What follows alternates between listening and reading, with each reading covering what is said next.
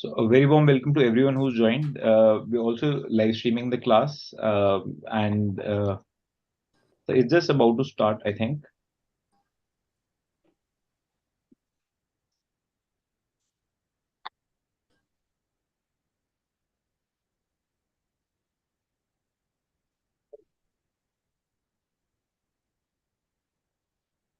So a very good evening and a very warm welcome to everyone. We hope you have had a wonderful day, and thank you for continuing to support and for joining this humble initiative.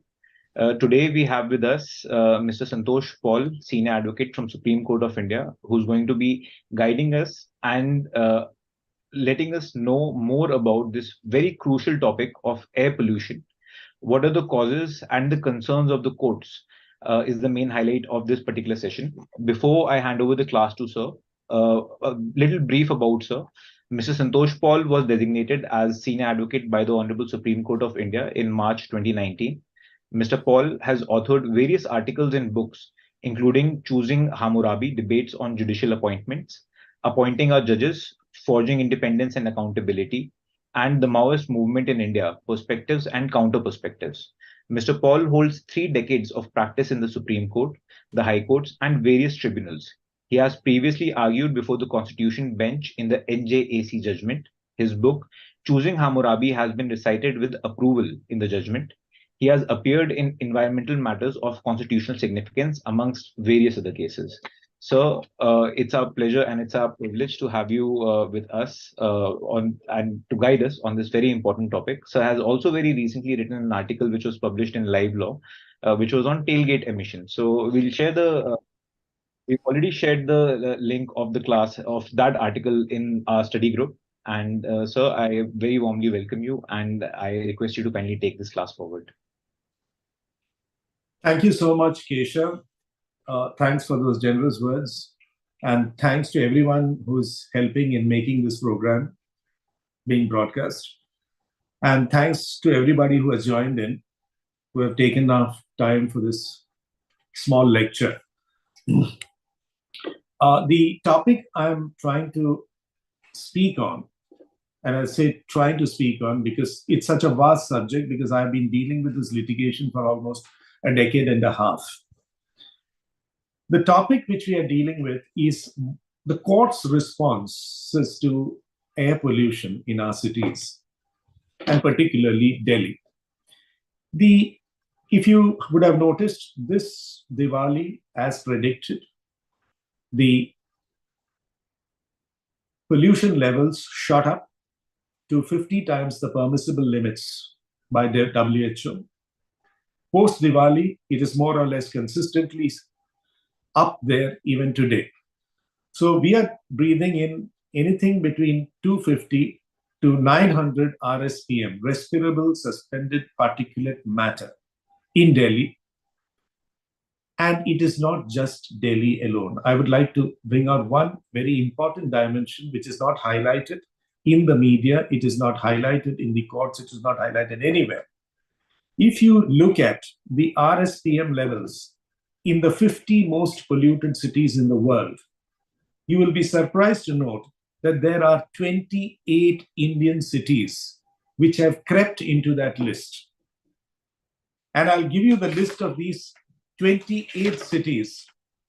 Delhi, of course, tops the list. Patna, Bhagalpur, Saharanpur, Muzaffarnagar, Bhiwadi, Chandigarh, Saharsa, Begusarai, Lucknow, Karnal, Kota, Gwalior, Rajgir, Kairna, Mauli, Kanpur, Kolkata, Muzaffarpur, Gorakhpur, Jaipur, Purnia, Tonk, Rajmahal, Sitapal, Orcha, Agartala, and Gaya. Now, this is on the basis of AQI recorded in November 2023. This November, it has recorded 28 of our cities have crept into the most polluted cities in the world. And that is why I'm very concerned as to how courts need to respond to this challenge. Now, recently, I mean, for what I've seen in these decade and a half is a lot of digressive narratives are in place. But the critical study which has come out recently, which was conducted by IIT Kanpur, IIT Delhi, and TERI jointly, attributes, now I'll just give you the figures, 35.65 because of vehicular emissions. 36% is to secondary aerosols, which means it's a mixture of sulfates, nitrates, and carbon, which is again a product of fossil fuel burning. So, air pollution from vehicle emission could be as high as 70% in our cities. Yet, this is the last question which anybody is asking or anybody is debating on. Now, if you look at any debate, whether it is in the television, in the media, in the newspapers, and even the litigation before the Supreme Court, one question which is not asked is, why is it that 28 Indian cities have made it what I call to the devil's list? The only answer which is common, the only common factor for the 28 cities, which is spread across the northern parts of India, central India, and other parts of India, is there are 376 million vehicles on our roads, and they are not with any strict emission norms. And that is the prime common factor if you go through all the 28 cities. How did we do this? How did we reach this? How did we manage to come to this state of affairs? You see, in 2002, RSPM in Delhi was 182, which is just 1/3 of what it is in many parts of Delhi. Yet, it was found to be alarming enough for the Supreme Court to decisively intervene. And that intervention was on scientific and credible evidence. That is, tailpipe emissions from diesel-driven public transportation systems was one of the main factors. So what the Supreme Court did is brought in CNG into the public transportation system. The entire diesel-driven fleet, which is outdated, antiquated, and diesel anyway is recognized as the dirty fuel, was eliminated from our public transportation system by a decision in 2002 by a bench headed by Justice B.N. Kripal. Now, this brought a dramatic change in the environment here, especially we living in Delhi, we could see the drastic change in our air pollution. What do you call the pollution which we were facing with was drastically reduced. But this breath of fresh air was in no time we managed to scuttle it. And the reason why we scuttled it is when the public transportation went off diesel, Indian car manufacturers, catering to our desire for cheap motoring, and I would call irresponsible motoring, began producing diesel-driven fuel systems for passenger cars. Now, this what happens is millions of cars entered into the market. There were no strict emission norms. Out of 376 million vehicles, 326 million vehicles are working on Bharat 4 emission norms. That is, they are 2 generations behind. These cars entered the market, and in India is one of the, I don't know of any other country where every vehicle manufacturer would produce a diesel model, be it from the smallest car to the biggest SUV. So the benefits of the 2002 decision of the Supreme Court was neutralized, in fact negated, by our fervor for dieselization and cheap motoring. Now, from the beginning, for the last decade and a half, this litigation has been progressing in various superior courts. There were 3 things which were constantly, we were trying to bring it to the attention of the courts. One is the necessity to have a rigorous tailpipe emission norms. 2, to curtail dieselization. Three, it was necessary for us to implement Euro 6, which came in way back in 2015.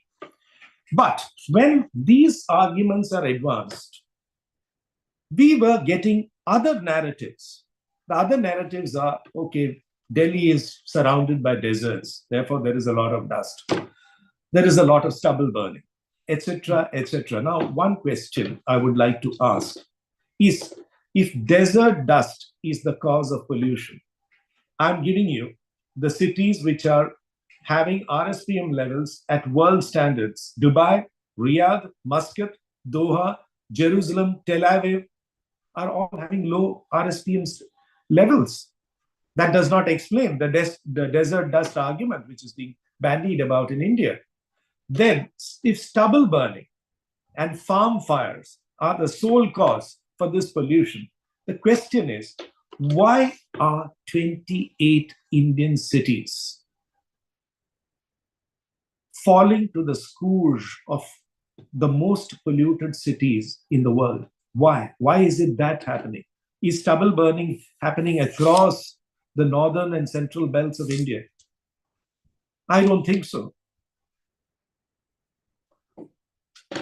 This demand for Euro 6 was because in 2015, Euro 6 was introduced in Europe first, and then most countries adopted it. Now, why Euro 6 was so significant was, I'll just give you the statistics.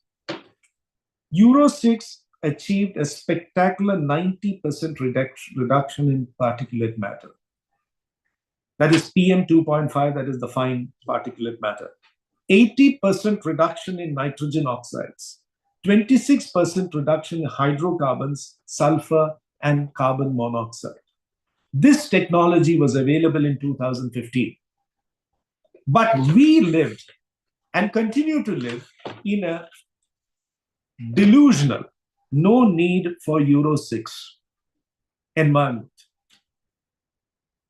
Now, if you, the fundamental problem which arises in our dealing with the pollution is that we are not tackling tailpipe emissions, which, as per the recent study, as I indicated, 70% is due to vehicular emissions. If you remember, in the 1970s in Los Angeles was one of the first cities which fell to the scourge of air pollution. It was so bad that there were blinding fogs, smogs to be more precise, across Los Angeles. And this is where the US Environmental Protection Agency came in. Catalytic converters were first introduced in LA and thereafter the rest of America. Because straight away, when there is urban air pollution, the first target is tailpipe emissions. And it is interesting, in a recent speech, Barack Obama recounted what happened in LA in the 70s. You know, all the arguments which are advanced today in India were arguments advanced in United States to prevent the Environment Protection Agency going hammer and tongs against vehicular pollution. And this is what Barack Obama said. And these were the arguments made against putting strict emission norms on vehicles. I'm just quoting Barack Obama. This is going to kill jobs. This is going to destroy businesses. This is going to hurt low-income people. It is going to be wildly expensive. And he added, every time we were proved wrong. So the movement to curtail tailpipe emissions started in the 70s. I'll give you a far more recent example. By the middle of 2015, the London air was found to be extremely polluted, but far lesser than what we are faced with today. None other than the the Supreme Court of the United Kingdom took it on as a challenge. Studies were conducted, and it was found that tailpipe emissions were a major contributor to the air pollution in urban United Kingdom. And there was a judgment in 2015 directing the executive, that is the government of United Kingdom, to bring everything within the Euro norms. And that's how, to a large extent, England and urban England has been able to get rid of this pollution. Now, the other argument, which is, if you bring in pollution control, we won't get developed, etc., etc. We are emerging economy. It will stunt our growth. But look at all these cities. You have Istanbul, you have Kuala Lumpur, you have all these cities which are straight away implementing Euro 6. And by implementing Euro 6, they are having emission norms far far lesser. It's just a small fraction of what we are faced with. Now, ultimately, as anticipated, there was nothing done by the bureaucracy, nothing done by the executive. It was the Supreme Court of India which had to finally come and step in and say from 2020 onwards, it'll be Euro 6 cars only will be sold in India. That is Bharat 6, which is a near equivalent of Euro 6. So we have from 2015, it is only 5 years later that we have introduced Euro 6. And when we are now trying to implement Euro 6, the world has moved on and will move on in 2025 to Euro 7. I'll come to that a little later. Now, the point is, the difficulty is that though the Supreme Court order says that from 2020 onwards, it will be Bharat 6, that is the equivalent of Euro 6. What is fundamental in understanding this problem is, by 2020, there are 326 million vehicles running on antiquated Bharat 4, that is 2 generations behind. So at present, there are 326 million vehicles which are Bharat 4. After 2020, the addition is only 56 million, which is running on Euro 6. So our roads are still filled with antiquated Bharat 4 regime vehicles and crude diesel-driven vehicles. Now, every winter, it is the same old story. Once Diwali happens, and then the spiking starts, and the spiking is so drastic that in fact, it was 999 in almost all parts of Delhi. And then we come with solutions like odd even, no construction, pollution tax, no car days, etc., etc., nothing addressing tailpipe emissions. That's our fundamental difficulty. We are not coming to the straightforward attack on vehicular emissions. We are always going around in circles. Now, I'm just giving you a rough idea as to what is the extent of pollution. Now, our lungs breathe about 10,000 liters of ambient air every day. 10,000 liters. And we are breathing often, times between, in the winter months, 400 to 900 RSPM in our cities. The WHO permissible limit is 20. It is not 100. Constantly in the media, you will have this projection that the WHO permissible is 100. No, it is 20. So we are sometimes as high as 20, sometimes 50 times what is permissible by the WHO. Now, these are causing all kinds of ailments. You have carcinogens, you have cardiopulmonary diseases, etc. There is a whole long list of it, and everybody knows about it. The tragedy is the children who are exposed to it, the studies have found it even causes brain damage. Now, I'll just give you what is the recent study conducted by the European Environment Agency. Now, this is a report of 2023 in respect of air pollution in European Union, where Euro 6 has been in place since 2015. That means for the last 8 years. According to this agency, in 2021, in European Union, 500,000 people died of air pollution-related diseases. Now, of late, another report has come. It's a worldwide study which was submitted to the British Medical Journal. Now, they say 8 million deaths have occurred worldwide due to urban air pollution. And 61% of those deaths are attributed to fossil fuel burning, which most of it is vehicular emissions.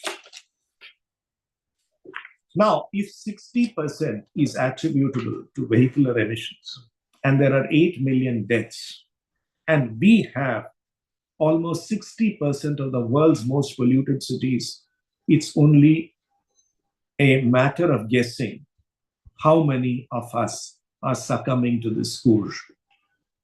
And the most important report, as I said, is the IIT TERI joint report, which has clearly castigated and come to a conclusive finding that it is vehicular emissions which is the cause for the pollution. Now, as we are debating and as we are introducing Euro 6, as I said, Euro 7 is already in the anvil. In 2025, most parts of the world will move to Euro 7. And this is, again, an extremely great achievement, in my opinion, because from Euro 6, they will bring down nitrates by 35%, particulate emissions by 13%, and for buses and trucks, it will come down by 39%. So it's another level at which the rest of the world is moving and we are behind. Now, in my opinion, this is what I have been advocating in my writings and other places, that there is a time to deal with tailpipe emissions seriously. There is a need to study far more extensively the extent of which vehicular emissions are causing the pollution, instead of digressing into other areas. Because if the TERI report and the IIT report is to be believed, we are in a serious situation. And unless we address that situation, and as I see it, as I told you, I have great faith in the courts in India. In 2002, you eliminated dieselization of public transportation. Again, subsequently, you introduced Euro 6. So it is only the courts which will be hyperactive in this. And the sooner the courts realize that this is the cause, and then only we will get the right answers, then only we will be able to deal with these issues. So with that, I would like to conclude that this is a short caution of a far deleterious environment which we are faced with. And unless we redress it, and unless the courts step into this arena once again decisively, we are in a lot of problems on many fronts. Thank you so much for listening. And thank you, sir. It's actually very enlightening how the perspective which you bring to the concept of pollution, that it's not just something which is limited to Delhi, but it is something which encompasses a much larger part of the nation, so to say. So, I understand that, it is, as per what you just said, that, it is tailpipe emissions are absolutely a very important and fundamental part to it. So, but again, sir, we are all students only, and so as students only, we ask you this question now. That's the one thing which actually always comes back is that why, if it is just because of the vehicular pollution, then sir, why is it so that only during winters, and that too at the start of winters, does this entire issue arise, and it becomes so aggravated? yeah, see, firstly, don't think the summer months we are in a state of bliss. Invariably, we are about 200 to 250, which again is 10 times the permissible limits. So even in the summer months, it is 250, it is 300. So to think that it gets aggravated during winter months between 500 and it spiked up to 999 in most parts. So it spikes up in winter because the air does not move up. All the particulate matter is hanging low. But it doesn't mean that the vehicles are not polluting. It does not mean that the RSPM levels are low or it is in accordance with world standards. No, we are not. We are nowhere near it. even in the summer months. So it's actually it's quite it's wonderful that you've brought the concept of density, because this is something I think which plagues everyone's mind, that why in winters only does something of this sort happen. So, along with that, sir, since you've mentioned the inception and the oncoming or the upcoming BS7 standards, which hopefully will be a game changer. So, what other sort of solutions do you think would be necessary and urgent to address this issue? See, I'll give you, 2, 3 instances. Well, and most of the audience would have also experienced, if you when you go out of India. Uh, for instances, if you go to cities which are being built, many of the cities, you'll find buildings are being built, and yet you walk through that pavement by the side of the building, and you will not come across dust. There will be a sheet which will cover it, and these are all recognized modes of construction. And I'll tell you, it was a little ironic that some stones were being cut in front of the Supreme Court. And I found that it was not being done by the wet cutting method. And it was, sending out dust as high as 20 feet up. They were cutting the red sandstone. So, the construction, how it has to be conducted. Emission norms, yes. And as far as industries in and around Delhi, yes.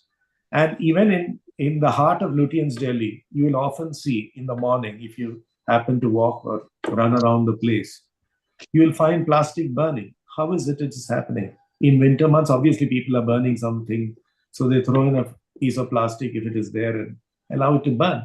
Now, there are several factors.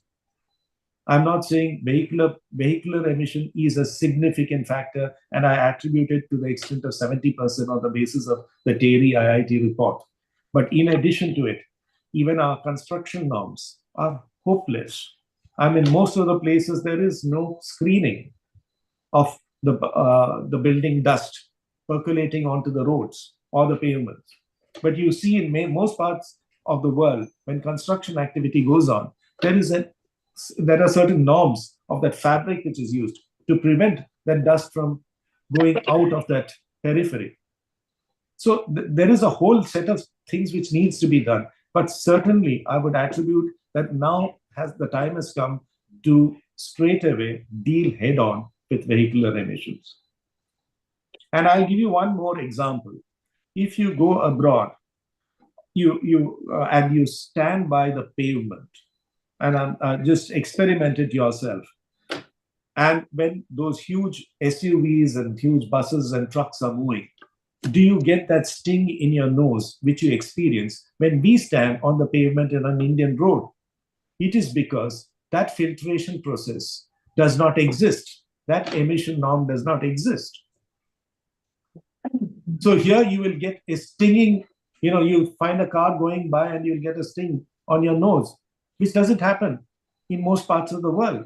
Why? Because they have implemented Euro 6. So it's actually quite relevant what you mentioned, because on a slightly lighter note, because I understand that most of my friends, younger friends who travel abroad, they prefer a lot to take pictures over there, and the quality of the pictures, the sky, it looks so Yeah. brilliant over there, which is very unfortunate that so but again, so hopefully obviously with people like such as yourself, and obviously all the people who have joined also, I'm quite sure that a lot of people have a lot of activism and will to change things. So, do you see that in the near future, maybe let's say the next winter, 2024, that things will be relatively different, or can there be some sort of impact, or should we be prepared? Because it's very unfortunate that most of the times, immediately after the winters, people just go to sleep, and then the next time when it happens, again everyone wakes up, again everyone wants to talk about it. Can there be change in 1 year, sir? See, this is precisely what I've been telling. Come winter, you will suddenly wake up to this whole situation. Till then, nothing is done, because the rest of the time the air is hot. You are at an RSPM level of 200 to 250 or sometimes 300. It doesn't bother people very much. But come winter, and suddenly it spikes from 500 and it can go as high as 999. As I see it, even in 1 year's time, let's take it that in the next 1 year, another 20 million cars are added, which will now be Euro 6. You still have 300 odd million cars on the roads which are on Bharat 4. As I said, we have woken up far too late. And I do not know how the economics has to work out, but that the only way out is to, it is very important. Now, for instance, a hybrid vehicle, as I understand it, is 40% is taxes. Now, a hybrid vehicle should have been a priority for the government. A EV, the electric vehicle, should be a priority for the government. If you want to, and there should be an incentive scheme so that people discard their old cars, and there should be a kind of tax on the older vehicles so that people are forced to move on to better environment friendly vehicles.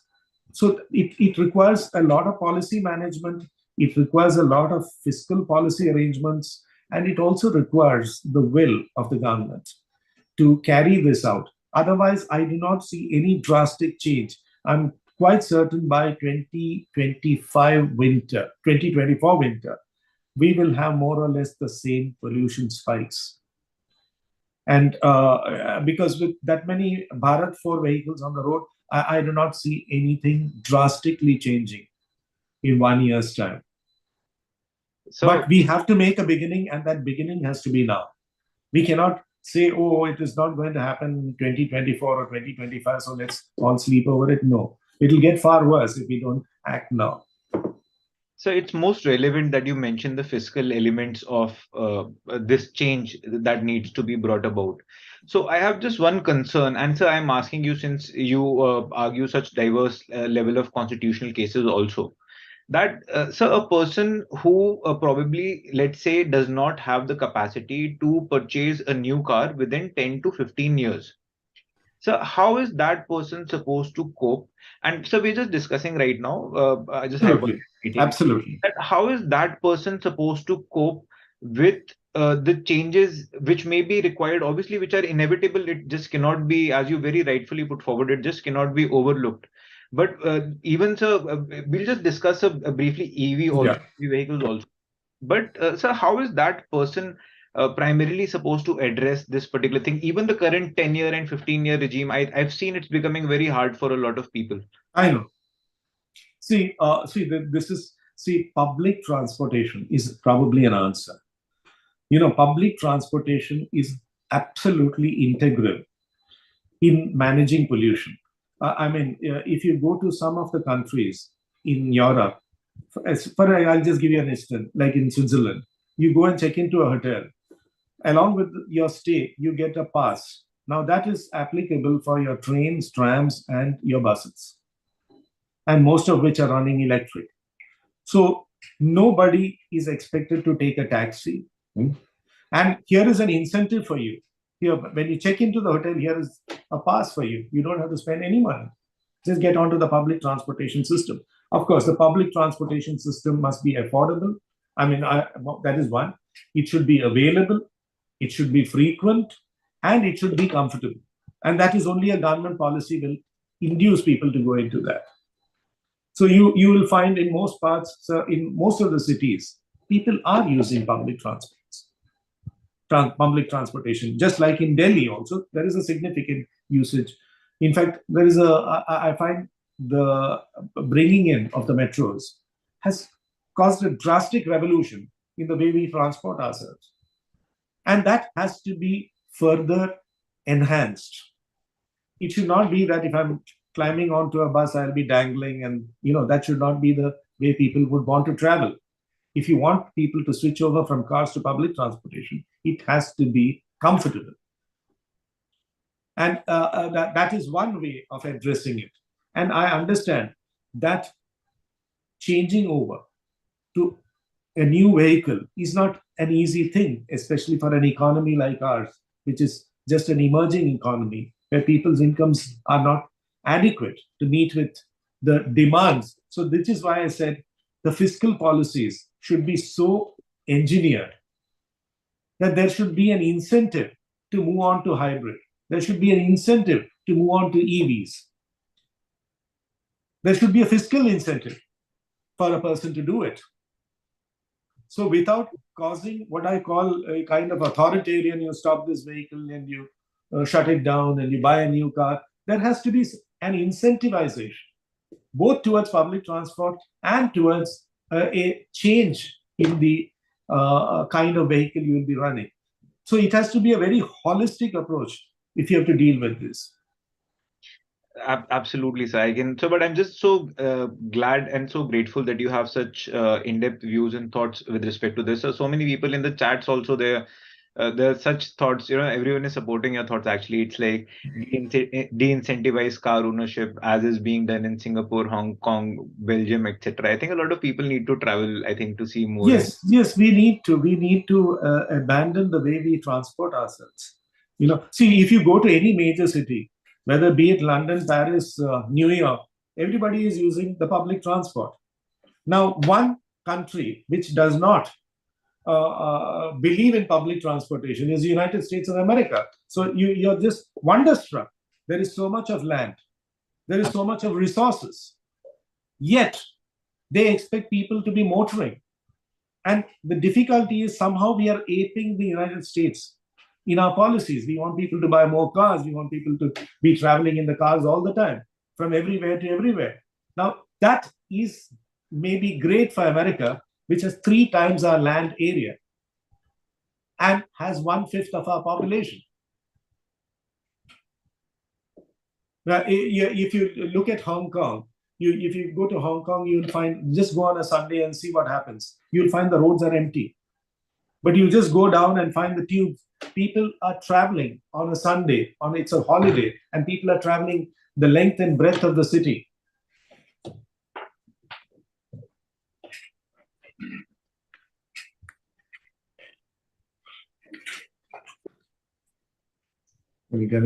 So one thing which actually strikes me when you speak about the importance of public transport also, I think there is a twofold element which needs to be seen. One is the health benefit, which I think will obviously accumulate with that everyone will have that opportunity of feeling better and walking. Obviously, that 1.5 billion people, everyone having their own car, I think will probably require more land. No, I'll just give you one more example. I visited China probably 8 years back. Or is it 10 years? I don't know. But I found 30 cities of China were connected by high-speed trains, which were running at 300 kilometers an hour. And it was so simple that you have a large rectangular place where everybody waits. And when the train comes, you just go 10 minutes before the train leaves, 10 to 15 minutes before, get into a train and go to your destination, instead of simply taking out your car and driving out. If there is a comfortable train journey, which is affordable, accessible, and available, it should not be like, I've been wanting to travel by train to some places, and every time I look for a ticket, it's not available. So that everything becomes a hindrance, and you're tempted either to fly or you take your own vehicle if the distances are short. Now, we have to think about public transportation in a massive way, because we are a huge population and we cannot be simply driving cars across the length and breadth of this country and expect our pollution levels to be in control. But as I said, it has to be available, it has to be achieved. Now, for instance, there was a proposal by the Chief Minister of Kerala to have a high-speed train because it is a linear state, you see, from one edge, the northern edge to the southern edge, he wanted a high-speed train. Now, if that high-speed train, if it's the China kind of a 300 kilometers an hour, you could be living 150 kilometers away from the city. There is no need for you to be living inside the city at all. You'll just get into a train and in half an hour, you'll reach your destination and you're 150 kilometers away. There has to be a rethink on our public transportation. And I'm telling you, the reliance on private cars is a disaster for this country. So I think it's a cultural thing in our country how everyone wants to, you feel like you're a big man if you have a car for yourself. Yeah. So do you think that Yeah. there'll be a lot of moral, how do I say, conditioning also required? And so who will do that? In fact, I find when you talk to children, in the schools, they are far more aware than our generation. And they are far more dedicated to making a better environment than we of our generation. You talk to these children, they will not burst firecrackers on Diwali. They are conscious of so many things. And I have great reliance on the next generation of Indians. And I feel in a great way we have failed them in many ways. So honestly, so if I may just put two, so again, it's not my job to give opinion on this, but so if I understand, I think so the world has been like this only, like every generation feel that the previous one was better, but like they are also exactly the same.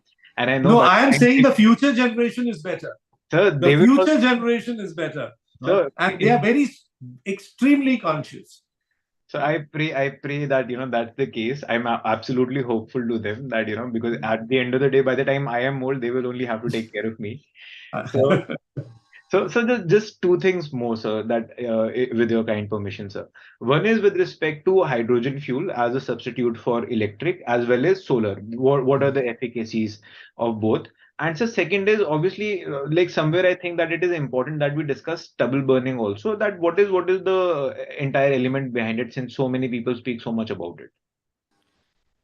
See, as I said, if we go by the firstly, hydrogen, solar. I mean, if you go to the Cochin airport, it is 100% solar. They've got a huge solar field. The whole airport is run on solar. It's something which is achievable. It is achievable across India to have, solar driven vehicles. It can be solar driven, what do you call, the length and breadth of this country, be it airports, be it stations, be it farmlands, everything can be solar. And as I said, the fiscal policies, our taxation policies, everything should be in tune with it. And we should be able to encourage these industries. We should be able to encourage people moving on to these technologies. And the stubble burning, see, stubble burning is one aspect of it. But the point is, we are we are going towards stubble burning when 70% of the emissions is vehicular emissions, which is causing the pollution. They may be contributing 10%, 20%. I'm not saying no, don't go after it. Yes, you have to. And there has to be some ways and means to de-incentivize them to burn it, to find other solutions. These are all some things to be worked out. But let's not lose the focus on vehicular emissions, because vehicular emissions is what every city of the world targets, be it in the form of tailpipe emission norms, be it in the form of extensive public transportation, be it whatever. But tailpipe emission is a prime culprit, and until and unless you deal with it, you will not have solutions. And that does not mean, as I said, not go after stubble burning either. Absolutely, sir. Absolutely. So that's, I think you make it very clear that, what has to be seen is each and every one of these aspects individually, and they have to be addressed individually. I just hope that we're able to have some kind of impact before next year, because it's actually, I agree with you, Delhi is not a place in around Diwali, how it happens. But this time around, so I think I saw something very unique that before Diwali already there was so much smog that it made me think that, okay, I think there's a lot of blame which is given to Diwali, but I'm not sure of how much is, based on what. But if I look at it from the perspective of tail pipe emissions, then I think somewhere it absolutely does make some kind of sense. So just Now, for instance, I'll give you, why should there be a 40% tax on a hybrid vehicle? Why don't you knock it off and encourage people to move on to hybrid? 40% taxation on a hybrid in an environment in which we are living in. It So doesn't make sense. what kind of cost effects will it have on the cost of the vehicle? See, I have not, to be very honest, studied the cost effects. but it is far more economical when it comes to road usage. I mean, what do you call usage? And we as Indians are extremely economy minded, which is why we took to dieselization with such great gusto. Because why? One, it was a subsidized fuel. Two, when the subsidy went, we found that the mileage is better. So even though the subsidy went, we still continued with diesel. Why? Because you can get extra miles on a diesel engine. So if you give that incentive to Indians, and I'm telling you, we are extremely careful about our money. We're extremely economical in our usage. So if you give that incentive, I'm quite sure Indians will go for hybrid, will go for EV, but there has to be an incentive to move in that direction. And we will do it. Yeah. Now, sir, since you champion environmental laws, so I'm just trying to have a look at the entire environmental aspect of it. So, sir, for batteries, I understand that there is a lot of mining which needs to be done, and if we want to fuel so many cars in India itself, let alone the world, if I just let that be for a moment, uh, so, would there be any kind of adverse impacts? Would we be looking at some new developed problem in the future due to so much mining? That's a good question. I mean, it never really went through my mind. You know, if you're going to power 326 million vehicles and batteries, there will be certainly demand for those, what do you call, whatever those products are. And that has to be mined. And where do you get it? To be very honest, I have not looked into it. Of course, it is an issue which will have to be dealt with, which will have to be thought over. So again, so it's just actually, so it's very humble and very kind of you to just say things like that. But I understand that you would have broader concept of this. So before I hog all the questions, I'll just ask if I'll just ask an open question. If anyone has a question that you want to ask, sir, then I think right now is the moment. Please feel free to do that.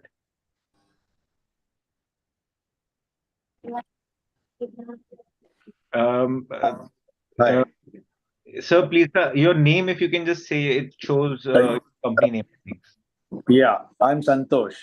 Hi, Hi. Santosh. How are you? He's a friend of Hi. mine. Oh, fantastic. Yes. Fantastic. And So it's I got this nice. WhatsApp, and I'm so excited because he's such an eminent lawyer, among the most eminent friends I have. But so we are both Santosh, we are namesakes. Yeah. So, And incidentally from the same town Oh, in fantastic. yes, Kerala called Trichy, Kerala. Irinjalakuda. Yeah. So one of my best friends is also from Kerala. Oh, lovely. So Yeah, just Santosh. so to pick Santosh's brains. Yeah. So we are talking about. So why shouldn't they also get these outdated trucks which are flooding our streets, which are like actually coffin boxes, so to speak, old outdated diesel vehicles, which is committing so much of destruction, probably killing a lot of people because of the pollution.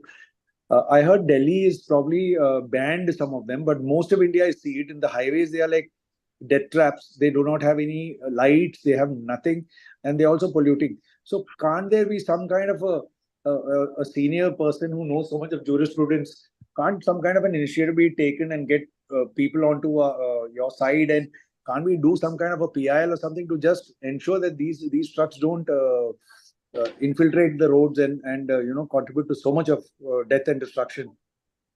See, you raised a very important point. If Delhi is banning 10-year-old diesels and 15-year-old petrols, saying it is polluting, it is going to some other city.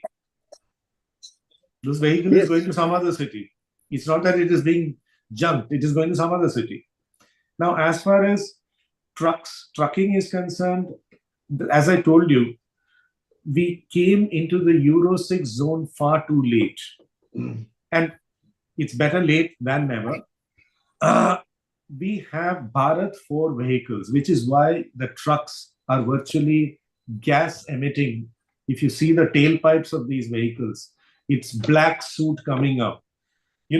I do not know whether the existing trucks can be controlled in some manner by having a catalytic converter or some other device which can be probably engineered, or I don't know if such a technology exists. At least the existing vehicle, without the owner having to, go through the difficulty of selling, junking the truck and buying a new one, for which the economics will not help him. Whether there is some other methodology, I do not know. Because I've always thought, when that black soot emitting vehicle is moving, isn't there something which can be added on to it so that it contains or controls that? I really don't know that technology, whether it's possible or not, nor have I understood it, nor have studied it, to be very honest. But it is a cause for grave concern. You're right. You go drive the highways, you stand there by the side and have a cup of tea in a dhaba, you will experience what pollution is. And it is straight on the face. I understand that situation. But probably this is not an answer for a lawyer, but it's certainly an answer for a person in this technology field. Yeah, Absolutely, true. sir. Absolutely. So it's really very true. And so if I may just come here from a very non-lawyer perspective, so it's absolutely unfair that, people from Delhi are having to sell their good cars at dirt cheap prices to people across the country. And so it feels somewhat, it does not feel right, nice and right and correct when I see someone selling some Mercedes, some very expensive high-end Mercedes car for, single figure lakh rupees.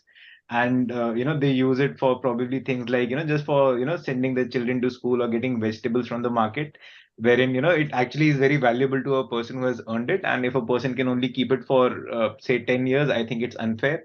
If it's unfair, then it's a legal, non-logical talk that it should be for everyone. Only Delhi people should not be made to suffer. But I think, sir, with respect to that, so it's been really very kind of you to spare this time and enlighten us on so many facets of air pollution and guide us more so to say that what may actually be one of the leading reasons for air pollution, not just in Delhi, but across so many places in India.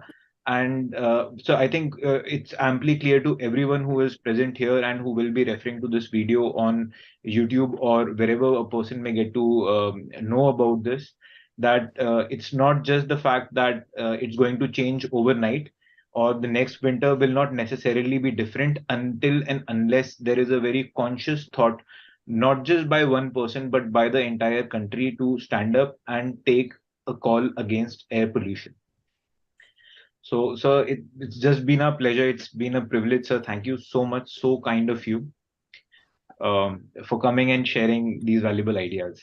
Thank you so much for having created this program, and thanks to the audience for spending their valuable time on a Thursday evening. And let's hope we find solutions. As I said, the scientists and the technology people are, I think, integral in coming to some solutions, especially what Santosh said about the existing polluting vehicles. Is there some solution for it? We have to see it. Absolutely, sir. Absolutely. We'll just hope that there'll be a lot of things. But sir, as long as there are people such as yourself, such as your kind self, who are working about things, who are thinking consistently and very proactively and in a constructive manner, I'm quite sure that we have certain very good things to look forward to. And hopefully, this will be very soon a thing of the past, not just for Delhi, but for the entire country, for that matter of fact. So, Thank you so much. So, with your kind permission, so I seek your permission to end the class. Thank you so much, and thank you everybody for being part of this. Yeah, thanks a lot. Thank you. Thank you. Thank you. And to everyone who's here, please kindly join the WhatsApp group. This is a free legal literacy initiative, so you know that a lot of work goes into it. There are seniors who take out so much time, and it's only because of the blessings of our seniors, our colleagues, that this is possible. So just to keep us afloat, just please circulate whenever you get such classes, the invitations. It's always good to see more and more number of people. We've not been doing this very frequently of late, but to be able to get more and better people to you, to get you, access to such wonderful people across India, and being, an equivalent, equal platform for learning for everyone. just please just circulate whenever you get these classes, and join the WhatsApp group. So we have, I think we have about 700 800 people in the WhatsApp group. I don't know how many, some thousand people have subscribed also otherwise, but simply because of the fact that no one has paid anything, people do not, feel it a sense of responsibility that, oh, we should be there. Otherwise, even if they pay 1 rupee, I know for sure that they would be after my neck, that, oh, Keshav, class is not starting at time, why are more classes not happening? But so again, that's the point, sir. No, thanks to you. But I believe it should be free. I'm one of those last of the socialists. So, Education should be free. Transportation should be free. oh, sir, fantastic, fantastic. So I think politics, I think maybe, but you're the reason why Yeah. it's free, sir. You're the reason why it's free. The fact that you've chosen to contribute, so that's No, the you're doing a yeoman service. Please go ahead. Don't charge anybody anything. so that's so kind. So kind. So All your right. support is valuable. Thank you so much, sir. Thanks a lot. Thanks a lot. Thank you, everyone. Wish you a very good evening.